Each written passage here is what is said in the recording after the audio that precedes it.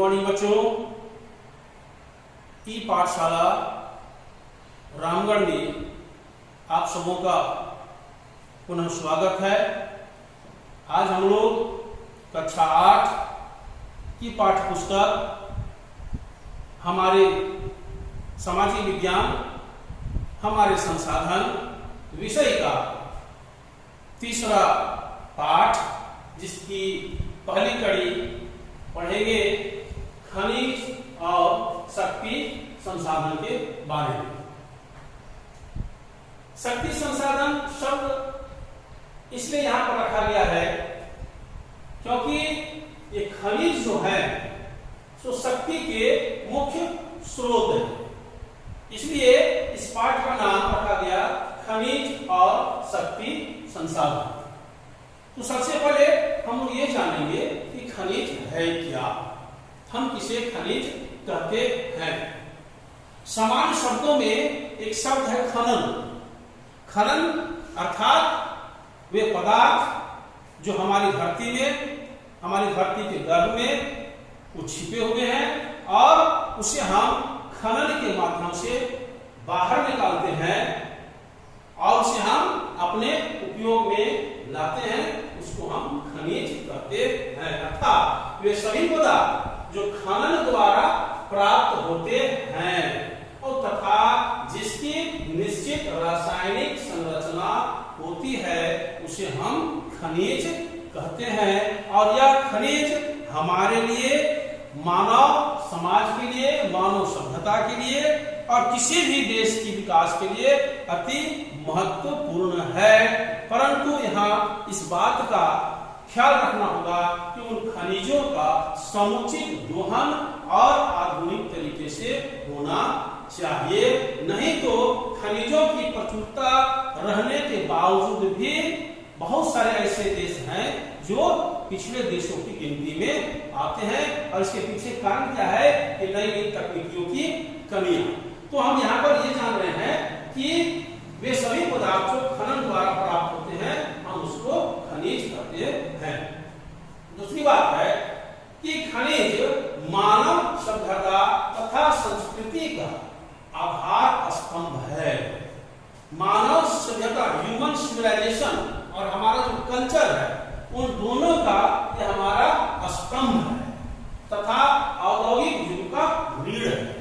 बिना खनिजों का उद्योगों की कल्पना हम नहीं कर सकते हैं। जैसे आप लोहे का कारखाना है तो लोहे के कारखाने के लिए हमको खनिज की आवश्यकता पड़ेगी। अब कौन सी खनिज की आवश्यकता पड़ेगी हम लोग उसको आगे की ओर देखेंगे। तो विभिन्न तरह के जो कारखाने हैं, जो फैक्ट्रियां हैं, जो उद्योग हैं, वो सारे उद्योग खनिज आधारित उद्योग हैं।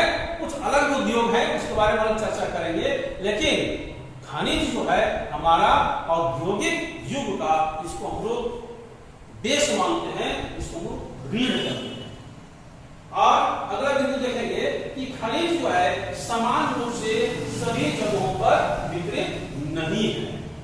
विभिन्न तरह के खनिजे हैं, लेकिन आप देखेंगे कि सारे खनिजे सभी जगह पाए भी नहीं जाते हैं और सभी का वितरण भी एक समान नहीं है।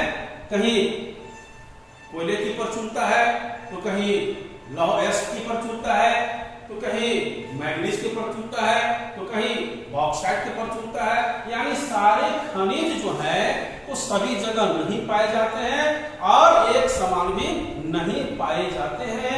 और इसका कारण है इसका असमान वितरण। ठीक है, आगे आते हैं। अलग अलग चट्टानों में अलग अलग खनिज पाए जाते हैं।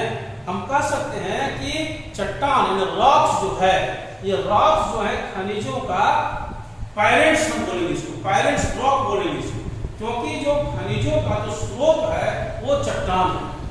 और ये खनिज जो अलग अलग प्रकार के पाए जाते हैं, इसके पीछे यही कारण है कि चट्टानें भी एक जैसा नहीं है, अलग अलग चट्टानें हैं और अलग अलग चट्टान होने के कारण खनिज भी अलग अलग तरह के पाए जाते हैं और इसका असमान वितरण भी नहीं है। इसलिए हम कहेंगे कि खनिज हमारे लिए, किसी भी देश के विकास के लिए और उद्योगों के लिए काफी महत्वपूर्ण तत्व हैं।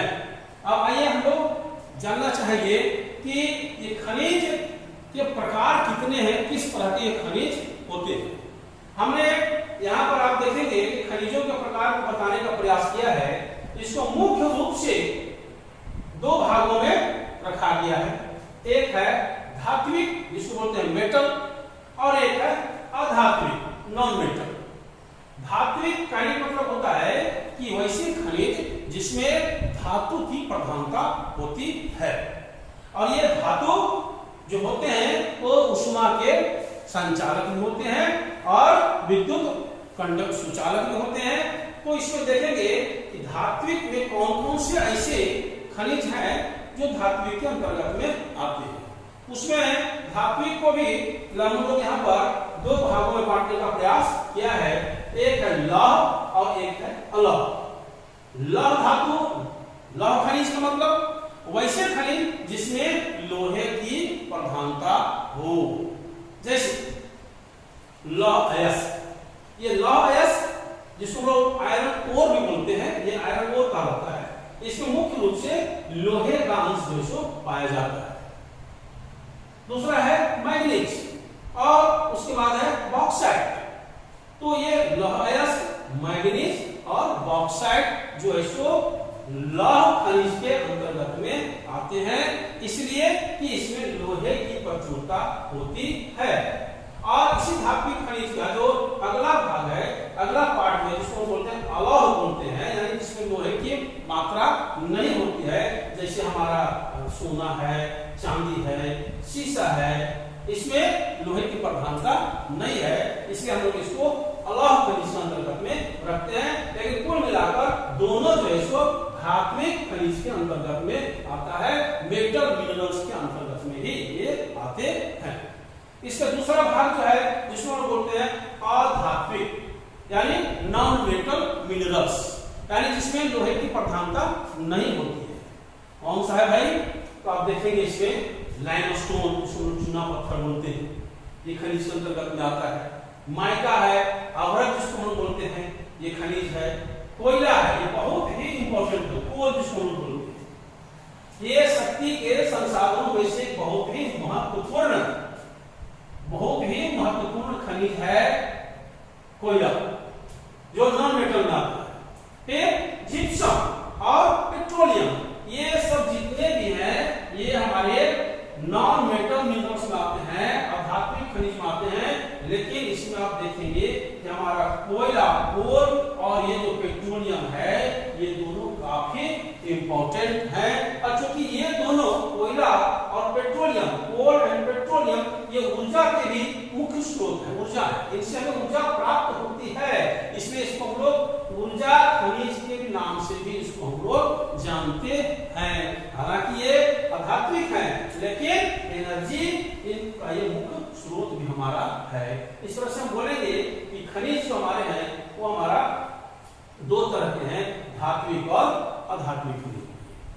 अब आते हैं कि इनके बाद जो खनिज जो हमारे धरातल में, जो पृथ्वी के गर्भ में जो छिपा हुआ है, उसे हम कैसे बाहर निकालते हैं, कौन कौन सी विधियां हैं, किस तरह से इसको निकाला जाता है और उन विधियों को क्या नाम है, उसके बारे में अध्ययन करेंगे। तो सबसे पहले हम ये जान लें कि जो मिनरल्स, जो खनिज जो हमारे पृथ्वी में है, वो पृथ्वी के गर्भ में जो छिपा हुआ है, कुछ मिनरल्स ऐसे हैं जो सतह से बहुत नजदीक में है, कुछ मिनरल्स ऐसे हैं जो बहुत गहराई में है, और कुछ मिनरल्स ऐसे भी हैं जो अधिक गहराई में है।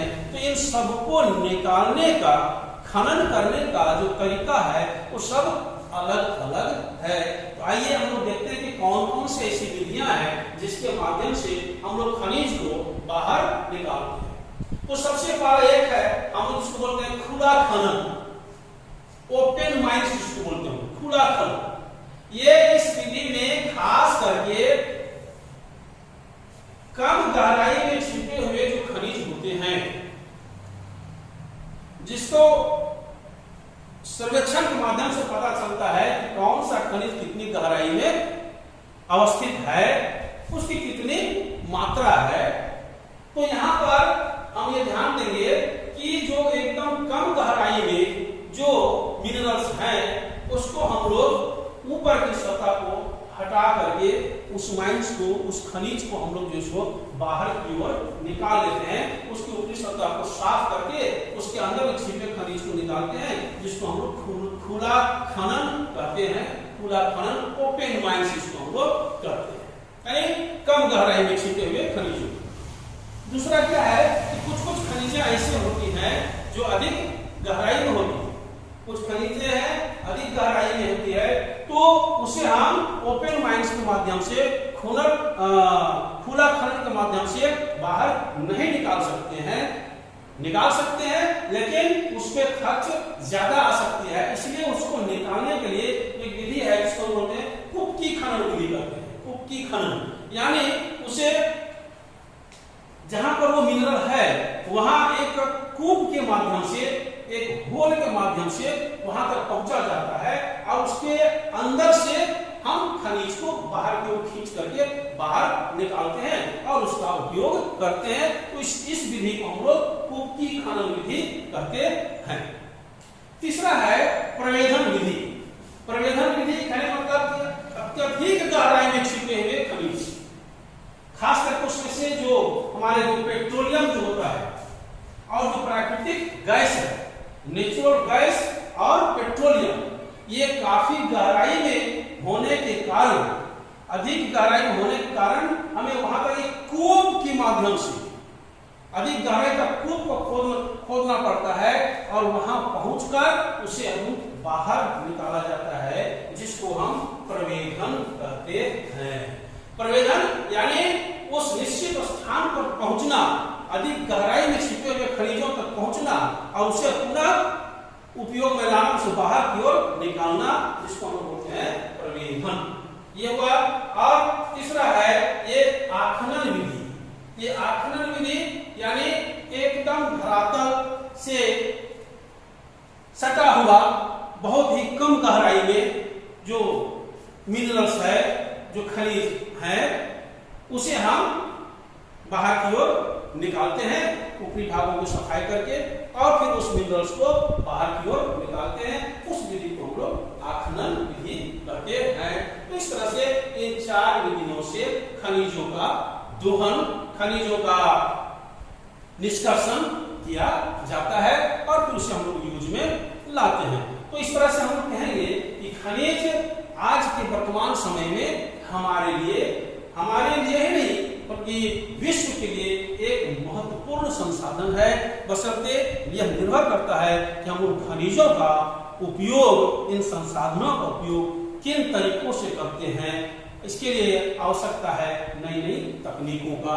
हम इसके बारे में और अध्ययन करेंगे इसके अगले पाठ में कि कौन कौन सा विश्व में कौन कौन सा स्थान है जहां पर कौन कौन से खनिज मुख्य रूप से पाए जाते हैं।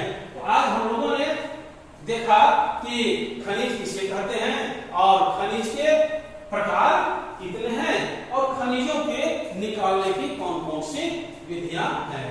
तो इन चीजों को हम याद रखेंगे और इसके आगे की जो स्टडी जो होगा, अध्ययन हम लोग इसका आगे करेंगे। ठीक है, धन्यवाद।